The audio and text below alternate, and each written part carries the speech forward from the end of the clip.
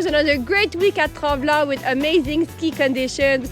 We hope you had the chance to enjoy it. We also received a new snowfall with over 20 centimeters in 72 hours with a total of 45 in the past week. The cold is still here, so dress accordingly to have a great day on the slopes. It should come down in the coming days, so we suggest you always check our website for the live conditions and the weather before coming to the resort. We added a fourth snow park on the mountain in the Dernier Cri trail on the south side with a few features, so it's the ideal place to practice your tricks, so go check it out.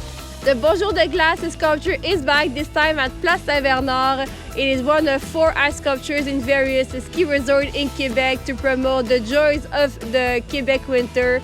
So come take a picture in front of it if you pass by.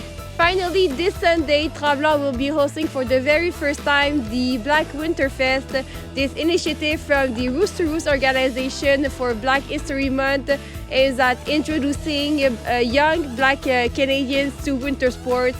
There will be skiing, snowboarding, DJ, and après-ski, so come celebrate with us. So have a good weekend on the slopes!